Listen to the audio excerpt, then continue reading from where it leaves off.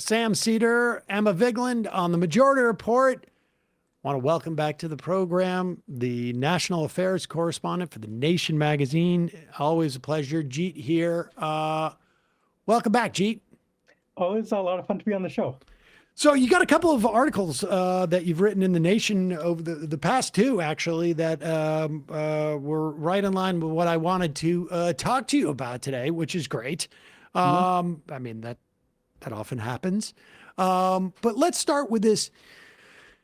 There, over the past couple of days, there has been this sort of, in seemingly out of nowhere, this sudden paying attention to the fact that for the past 3 months, we have been, as a country, blowing up boats in the Pacific and Caribbean, the Pacific Ocean, the Caribbean Sea, for seemingly, I mean, No reason at all. no reason, without any clarity as to who are on these boats. We're not even clear, like, all we hear is narco terrorists, but we don't even know, like, what group is it, supposedly. Sam, I have to correct you. Not just narco terrorist, but caliphate cocaine narco terrorist. I believe that there is some indication from the senator of the great state of South Carolina that what we're dealing with are jihadists who are also smuggling in cocaine. But that's how you bridge the AUMF, right? Because like we just played this clip of Tom Cotton, and they are trying to say that Trump inherently has the authority to do these strikes. That is not true. The authorizations for the use of military force incredibly broad. We need to be repealing these. This has been a progressive idea for quite a while, but it pertains to 9/11, Iraq, the Middle East, not Venezuela. Well, I mean, that is a sort of gets to the sort of broader source of all this, which I mean, it really does go back to the legacy of George W. Bush and the now sainted Dick Cheney, who, as well as earlier presidents, who created a sort of broad presidential power on the idea of fighting, this amorphous entity called terrorism, and also fighting metaphorical war on drugs. And Trump is basically using that authority to launch these kind of, what I see as sort of performative wars, or I mean, real wars in the sense of you're like killing real people. But Trump seems to have the idea that he wants to be a president who can be a military leader, but not get involved in the actual wars that could get you in trouble, like Iraq. And so picking off small fishermen's boats in the Caribbean and the Pacific seems the way to go. And as you mentioned, like, this has been going on for months, and your show has dealt with it at The Nation. I and others have written about it, but nobody was paying attention. I mean, you could not get like Hugh Jeffries and Chuck Schumer to talk about this. And this actually gets to the other aspect of this. Like, the thing is, like, in and of itself, I said right from the start, this is simple murder. Like this is it's not a war. You're just like blowing up ships. And even if we stipulate that what they're saying, which they've never provided evidence for, that these are drug ships, like, you don't actually have the right to blow up like drug dealers, like, at all. You can't do that in the United States. You certainly can't do that in international waters.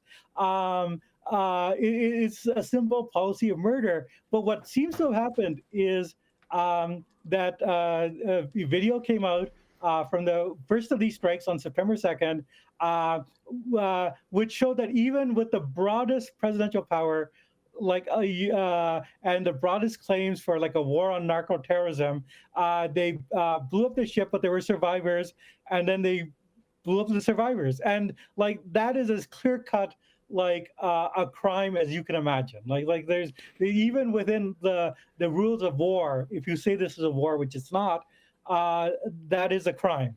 Like, this is actually, in Nuremberg, Japanese and German officers were tried, found guilty, and executed for doing what the Trump administration did here. Yep. They had killed American soldiers who had been wounded and should have been taken as prisoners of war, This is so.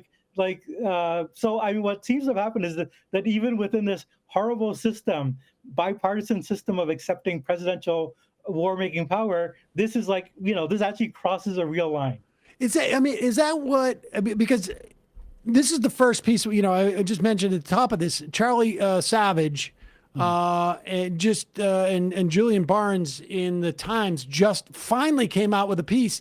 Second strike scrutiny obscures larger question about Trump's boat attacks. Yeah. But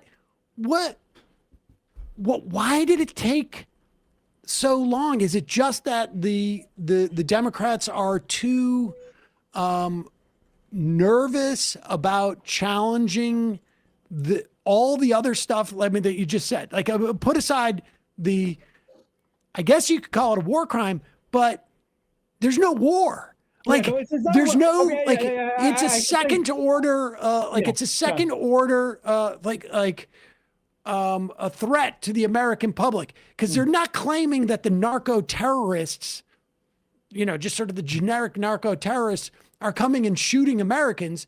They're claiming the narco terrorists are selling a product that's killing 70,000 Americans a year. We could debate as to why they're in that situation. It was because of Purdue Pharma and PBMs and whatnot. But is it now considered a threat to the U.S. public if there's something that could kill them?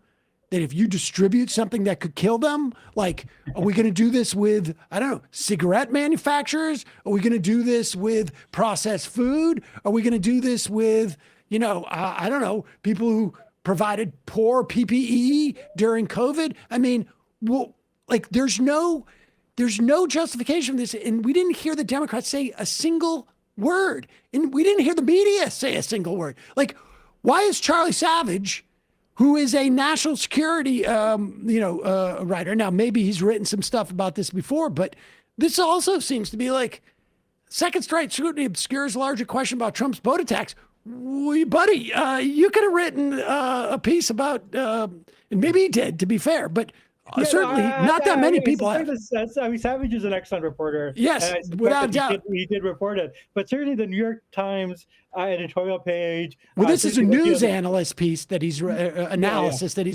he's written. But the point remains. I mean, maybe it's not him. Maybe it's unfair because he is a very good reporter on this stuff. But we haven't seen any part of the establishment say a word about this. No. I mean, it's completely deranged. I mean, there seems to be like a sort of broad acceptance of Trump as a commander in chief. I mean, he did win the election. There is a sort of imperial presidency that goes back to the Second World War. But if one wanted to credit like Schumer and Jeffries with any sort of Machiavellian cynicism, one could say that maybe what they're thinking is, look, we have the imperial presidency, Trump has it, we don't want to push it back because next time it's going to be our term, we'll have like a Democrat in power. I feel like that's giving them too much credit. Definitely. George Schumer's like, I want to make sure that we have a president who's going to be able to push through single payer. Yeah. Well, I mean, you have later. I mean, okay, I'm generally very Pacific. I don't use the military force. But if President AOC wants to bomb the Slacker family and for their crimes against actually literally being responsible for the death of thousands of Americans, probably hundreds of thousands of Americans. We've set the precedent. But if we have to why should we leave the dealing of healthcare executives to Luigi? Maybe the next American president has to realize send out a couple of drones and wait for their next mission. Board of directors meeting, and that's it. Yeah, no, but but unfortunately, this is our dreams, right? Unfortunately, this is not how they're thinking. I just think that they're cowards. I think that they are in a permanent like 2002 mentality, like, that the Republicans are strong on foreign policy. We have to defer. I mean, we're even seeing like on Venezuela, right? Like, 70-80% of the population does not want to invade Venezuela. And you're seeing like nothing from, virtually nothing from the Democrats, except saying like, well, Congress should authorize this. Right. We reserve the There right was to an attempt. To be fair, there was an attempt in the House to push a bill to block any type of. And I don't know if it was just strictly you can't do this unilaterally without our authorization, or if it was like really a legitimate attempt to block it.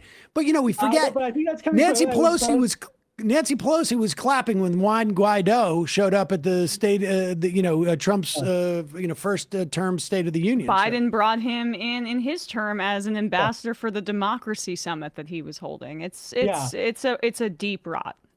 It is a deep. I mean, basically, at the highest levels, I think the Democrats actually divided. I think that there are people in the House who are speaking out against Venezuela and these attacks. But I mean, certainly like Schumer, like the only thing I've heard from Schumer is that he wants congressional authorization, which is, I'm sorry, that's not like no side deals on when dealing with Iran. Do you remember that? His video about after Trump bombed Iran, he was just his critique was processed, or right before it was the critique was processed. Yeah. So I mean, the larger aspect is you have an imperial presidency that is tied to imperialism. It's seen as you have to give the commander in chief this sort of like broad authorization to carry out these imperial wars. And among the Democrats, I would say at least among the leaders, there's acceptance. I think that, like this is sort of changing in terms of Congress as a whole, but it's going to take time. And I actually think that, if one is talking about bipartisanship, I mean, like there are actually some Republicans who are like also speaking out against this and who could be very useful allies, if we really wanted to roll this back. But yeah, I mean, the thing is, what you said before, like, I kind of made a mistake in one of my columns to refer to this as a war crime, and I think that my colleagues and I talked about this. Like, no, this is like it's a crime, pure and simple. This is murder. This is the American government acting like the mafia. It's totally, and if this were like a genuine constitutional republic, this would be on itself, grounds for impeachment and removal. But we're so far away from that point. Yeah, it's amazing to me. I mean, throughout, like, and we would headline every time we blew up another boat, but it was like we couldn't play footage where Chuck Schumer comes out after the first boat is like, what is the president doing? Like, and this is the thing that I just find sort of fascinating. It's like the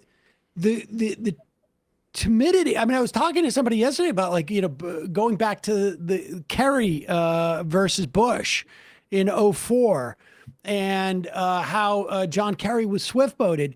But the reason why John Kerry was able to be swift-boated, the predicate to that was how defensive John Kerry and the Democrats were when it came to national security. I mean, here's a guy John Kerry was not only, I think he got a Purple Heart, but the most admirable thing about him in terms of the military was that he testified in front of the Senate, said who's going to be the last person to die in Vietnam for a mistake. And cut to 2000, in the wake of 9/11, the Democrats are so terrified of being seen as being soft in some way that Kerry had to like lard up on all this sort of military regalia as a way of like trying to sell himself to the American public. And he basically just said to, George Bush, like, here's my soft underbelly because you can sense my insecurity about this rather than just being secure enough and saying like, I'm a vet, like I actually served. He didn't. That's it. he brought people up there to do like whole military pageantry during the DNC 2004. But that was way. I just want to. Was it like John Kerry ready to serve? Like yes, yes, the whole thing. But that national mood is so what makes it even more egregious for the Democrats now is that national mood is way different than this one right now, where it's actually quite bipartisan, the disgust with our foreign policy. I mean, especially among the base of the party that's acting in this manner or not acting. I've been corrected. He got a Silver Star, which involves meritorious combat action. I mean, so the guy was actually, like sort of a decorated vet. And rather than let that speak for him, he had to do this whole sort of like almost like somebody would cosplay. He didn't need to cosplay. He could have just gone up there, but it's this sort of like temerity in these areas. Like Chuck Schumer should have been out there on day one after this is done and just go like, I don't know how we're going to stop him, but what he's doing is illegal. This is wrong. We don't know who those people are. We don't know under what authority he's doing this. There is no such a thing as a vague narco terrorist. That's a made up word. I mean, They are so fearful they miss these opportunities. And now it feels like almost like when a ref misses a foul, a blatant foul on one end of the court, they come back down and they call. Makeup call. It's like a makeup call on some level. Yeah. I mean, if I had to like theorize, my sense is that like some of this might actually be coming from within the military itself. Like I think the Pentagon is quite unhappy with Pete Hegseth. They and for very good reasons, like this guy is like a totally incompetent. Well, that video has to come from somewhere, right? And it's not coming from. I think that and he's been firing people like left and right, and like so I actually do think like my suspicion is that what has changed is that the military started to like leak this and also tell their allies in Congress, including Republicans, because I think it's actually notable that congressional Republicans are starting to move away from Hegseth. I actually think that the change is not any disgust at the policy. The change is that some people are seeing this as an opportunity to go after Pete Hegseth, which like I totally support. That's all well and good, but I mean you remove Hegseth. Hopefully you get somebody a little bit more competent in their place. But the core problem of the policy. The core problem is like it's a imperial fantasy. It's this idea that the U.S. can go back to the 19th century gunboat diplomacy and keep Latin America in line. And we're seeing a lot of this, with Trump, with the intervention in Argentina, in Honduras, and America's a big, powerful country. A lot of these countries are dependent on it, but I think the era of however America could dominate the hemisphere like that, I think is frankly over. And what you're seeing now, more broadly, is this is really increasing the incentive for all these governments to strengthen their ties with China. Let's not be beholden to this this rogue crazy superpower that is will arbitrarily blow up our shows. I think you're absolutely. I think the military. I think that's the answer to the question we've been asking around here is why all of a sudden, and it's because the military sees this as an opportunity to both maintain their ability to bomb boats, at will, but also to get rid of Whiskey Pete. And when I saw Jake Tapper speaking passionately about this issue and him being across the reporting on these leaks, I was like, okay, it's some national security people that are leaking to him. That's what it felt like, at least. Yeah. And there's a lot of reasons.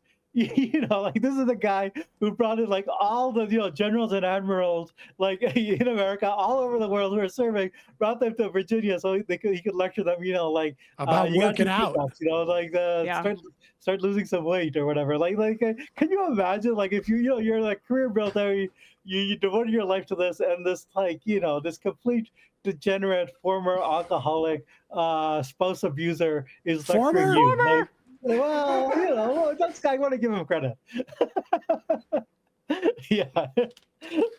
I would, if he may be taking a break. But I suspect that. Yeah. Well, like, that's when he had the about- fog of war. Apparently, he was at his home. Did you know that? That's what the classified briefing said. So who knows what he meant by fog of war at his house? Yeah. The Jack Daniels of war. Can CNN is CNN going to do a Kalshi a bet on how many seconds after Pete Hegseth loses his job will he have a bottle in his hand? Sam, I can't come in preemptively next week. I'm down with the case of fog of war. Yeah, exactly.